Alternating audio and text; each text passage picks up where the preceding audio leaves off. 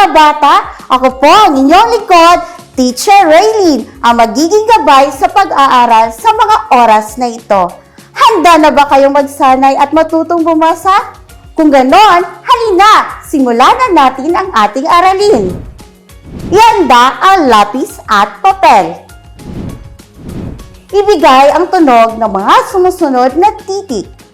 M, S, A, I. Magaling mga bata! Ang tunog ng titik M ay M. Ang titik S ay S. Ang titik A ay A. At ang titik I naman ay E. Palakpakan ninyo ang inyong mga sarili. Ngayon, babalikan natin ang ating nakaraang aralin. Pumalakpak kung ang larawan ay nagsisimula sa tunog na T, T, T. At thumbs down naman kung hindi. Saging.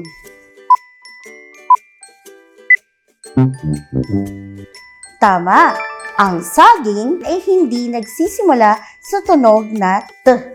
Ito ay nagsisimula sa tunog na S. Talong.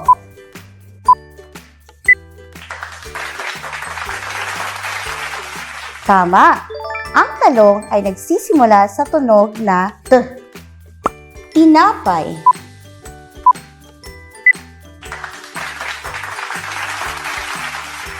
Tama. Ang tinapay ay nagsisimula sa tunog na T. Itlog. Tama. Ang itlog ay nagsisimula sa tunog na I. Tabo.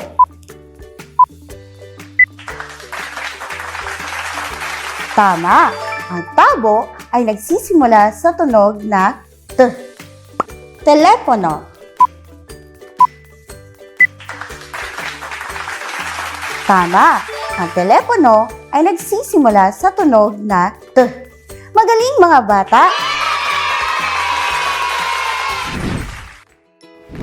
Mga bata, isang panibagong aralin na naman ang matutunghayan natin ngayon. Anong larawan ang inyong nakikita? Tama! Ito ay larawan ng isang kubo. Ngayong araw ay may ikukwento ako sa inyo. Handa na ba kayong makinig? Pero bago ako magsisimula magkwento, babasahin muna natin ang mga pamantayan. Una, makinig ng mabuti sa guro. Pangalawa, huwag makipagkwentuhan sa mga kasama. Inaasahan kong masusunod ninyo ang mga pamantayan. Habang ako ay nagkukwento, makinig kayong mabuti. Ang pamagat ng ating kwento ay Sa Kubo ni Kiko. May kama at kumot sa kubo ni Kiko. Kasama ni Kiko si Kaka sa kubo. Sa ibaba ng kubo, may baka si Kiko.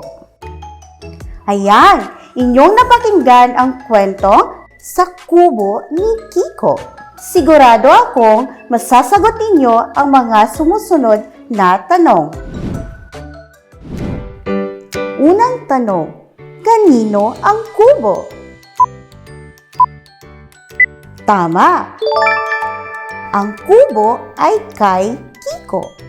Pangalawang tanong, ano-ano ang makikita sa kubo? Magaling!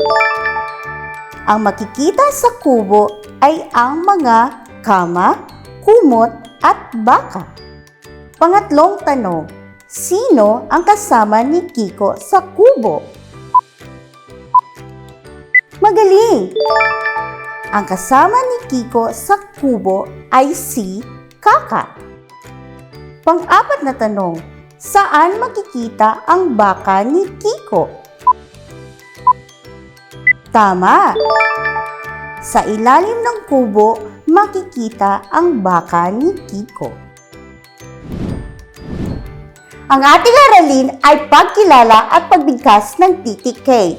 Bago tayo magsisimula, aawitin natin ang ano ang tunog ng titik K.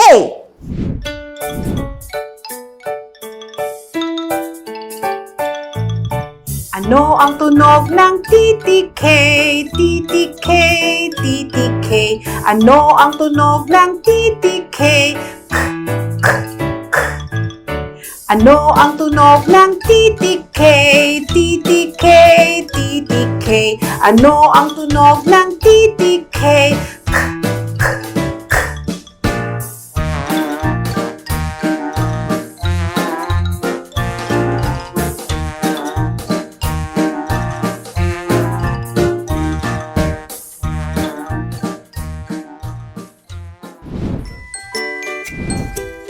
Sa ating pagsasanay, bigkasin natin ang titik na ito. Ito ay ang titik K.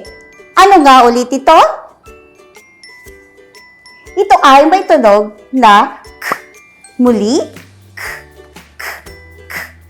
Ngayon ay sasabayan ninyo ako sa pagbigkas. K, K, K. Ulitin natin. K, K, K. Muli, ngayon, kayo naman ang bibigkas. Magaling mga bata, yan ang tamang pagbigkas ng K, K. Balikan natin ang kwento. Aalamin natin kung ano-ano ang mga salitang nagsisimula sa titik K na may tunog na K. Ito ay kubo. Ang salitang kubo ay nagsisimula sa tunog na K. Pakinggan ninyo ako. Ano ang tunog ng titik K?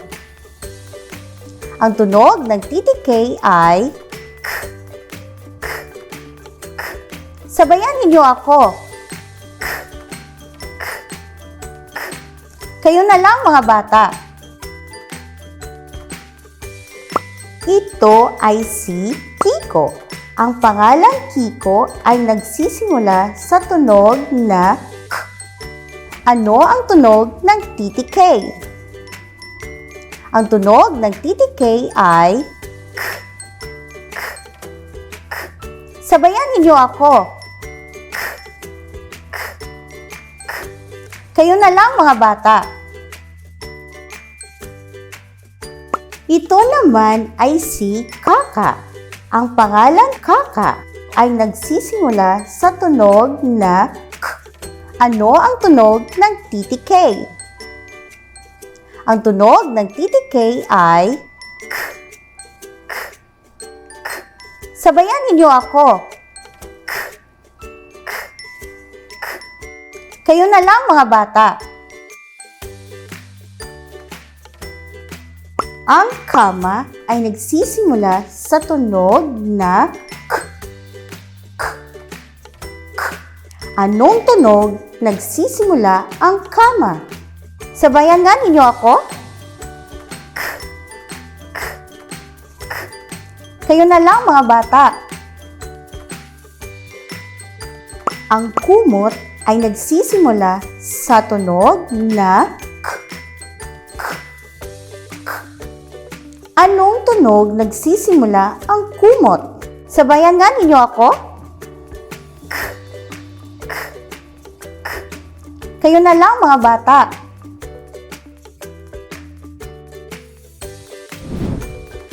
Ito ang iba pang mga larawang nagsisimula sa titik K na may tunog na K.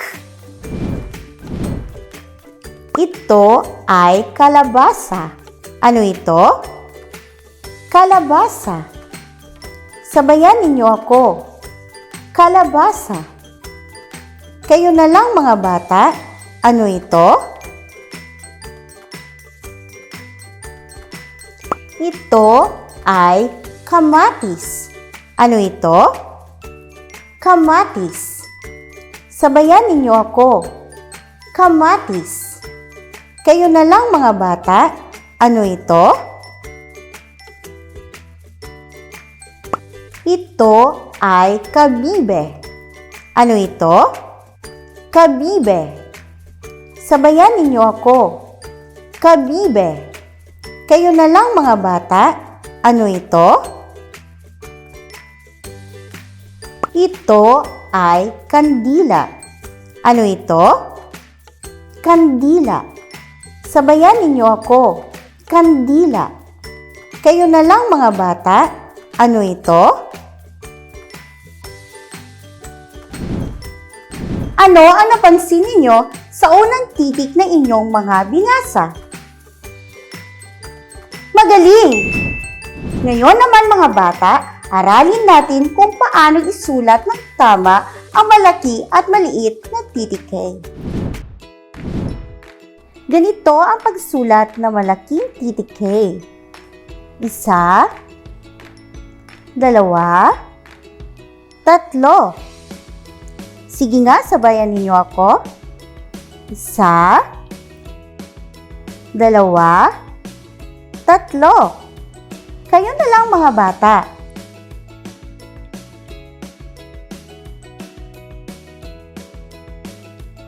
Magaling! Ngayon naman, ganito ang tamang pagsulat ng maliit na titik K. 1, 2, 3. Ulitin ko ang pagsulat. 1, 2, 3. Sabayan ninyo ako mga bata. 1, 2, 3. Kayo na lang mga bata.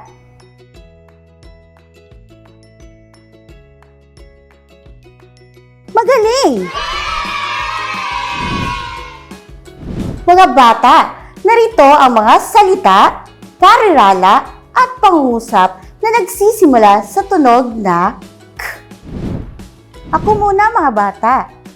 Kamatis, kubo, kama, kabibe.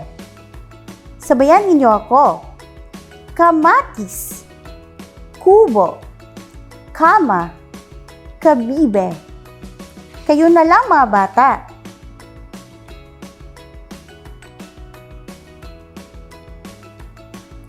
Ito naman ang mga pariralang may tunog na K. Ako muna ang magbabasa. Si Kaka, may kamatis. Ang kuko, sa kubo, may kabibe, mga kama.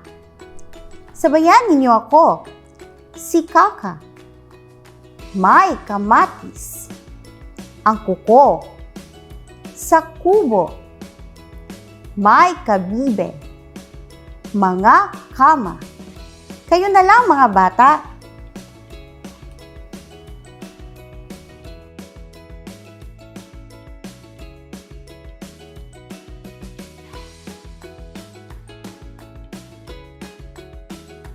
Ito naman ang mga pangungusap na may tunog na K. Ako muna mga bata magbabasa. May kama sa kubo ni Kiko. Kasama ni Kiko si Kaka sa kubo.